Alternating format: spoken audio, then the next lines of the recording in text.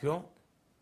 Corona संकट ने हमें local manufacturing, local market, local supply chain इसका भी महत्व बराबर समझा दिया है। संकट के समय में लोकल ने ही हमारी डिमांड पूरी की है, हमें इस लोकल ने ही बचाया है। लोकल सिर्फ जरूरत नहीं बल्कि हम सबकी जिम्मेदारी है। समय ने हमें सिखाया है कि लोकल को हमें अपना जीवन मंत्र बनाना ही होगा। Yep, Modi ji is right about going local, vocal, and global. A growing body of research demonstrates that small-scale, locally owned business create communities that are more prosperous, entrepreneurial, connected, and generally better off across a wide range of metrics. Yeah, let's go shop at the Jimmy's drug down the street. The idea behind going local is that the local business recirculate a greater share of money earned within the community. More specifically, Local Works in West Michigan analyzed that if one spends $100 at a local business, roughly $68 recirculate within the local community, in comparison to $43 circulated by the non-local business. Once a good amount of money starts circulating within the community due to small business, it inspires others to take a leap and develop their own passion, resulting in increased number of startups by the people living in the same community. The higher number of startups would then create more local jobs. For example, India alone created an estimated 60,000 direct jobs and 1.3 to 1.8 lakh indirect jobs as a result of 8,000 startups in the year 2019. Now, the more local jobs would mean the higher possibilities of local workers who would end up shopping locally, resulting in cash flow throughout the town. Basically, it's a win win situation and a great initiative. But it's also true that US President Donald Trump decided to relocate around 27 US factories from China to Indonesia rather than India, which sends a loud and clear message that ours is a difficult country to work with for both foreign companies and local companies.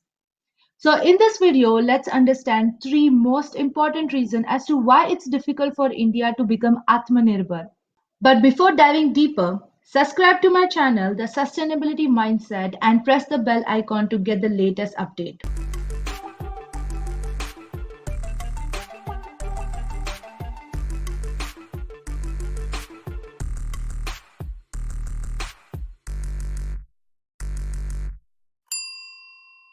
So the first reason is we are not ready.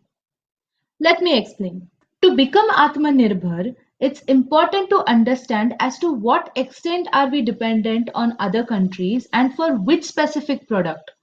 Once you understand that, it becomes easy to execute the possible solution. So, ladies and gentlemen, here we go. The topmost import origins of India is China, accounting for $68.8 billion worth of import value. Hey. Before you go all about ban the China products, boycott the China products, understand that we also import from United States, United Arab Emirates, Switzerland, Saudi Arabia, and so on. So hold your horses for a second. Do you know what do we import from China? We import $38.8 billion worth of electronic equipment, especially mobile phones worth of $13 billion. We also import $9.62 billion worth of chemical products and $5 billion worth of metals. From USA and other three countries, we basically import machines, gold, diamond, and petroleum. So this is what our import chart looks like. Mostly crude petroleum, electronic devices, gold, chemical products, and miscellaneous items. Now let's talk about why we are not ready to be Atmanirbhar. We are basically dependent on China and USA for electronic devices. To make this case more specific for better understanding, let's dig deeper into why we are importing $13 billion worth of mobile phones from China. As there were no domestic mobile phone manufacturers in India, we had to import mobile phones. This import widened the trade deficit of India when mobile phone subscription grew exponentially. To reduce further imports of mobile phones, Indian government took a measure by providing incentive for domestic manufacturing of handsets. This led to spike in domestic manufacturing and significantly reduced import of fully assembled phones. But because India doesn't have innovation capability of manufacturing those components that are required to manufacture phones domestically, the domestic producers have to depend on parts that are imported from abroad. This makes them more like an assembler than a manufacturer. Why do you think Micromax lost its market share? Because it failed to predict and be in command with 4G technology. This was because the firm had virtually no innovation capability in mobile phone technology and so could not catch up with Chinese manufacturers. This explains the high import dependency of the industry that is expected to continue in the foreseeable future. If you are an optimistic person and think that this will change in future, then you tell me. Because most of the patent holders in the latest mobile technology such as 4G and 5G are either from China or Western countries. And we are over enthusiastically competing with them by filing 18 patent application out of 23,500 in the sector of mobile communication technology. Only 18. We are 1.3 billion people for God's sake. Reason 2. It's difficult to do business in India. Yes, our rank in ease of doing business is 63 out of 190 according to the World Bank. And starting a business rank is 136 by 190 according to the World Bank again. Do you know what is our global competitiveness rank? It's 68 by 141. This statistic is according to World Economic Forum. So why is it difficult to do business in India?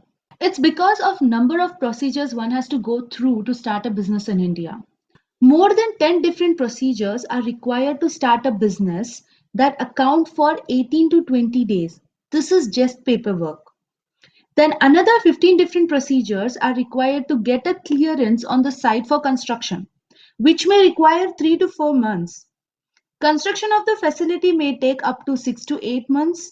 By now, 10 months to a year time is already passed. This is just the start. Then comes the getting electricity supply challenge that requires 2 months approximately.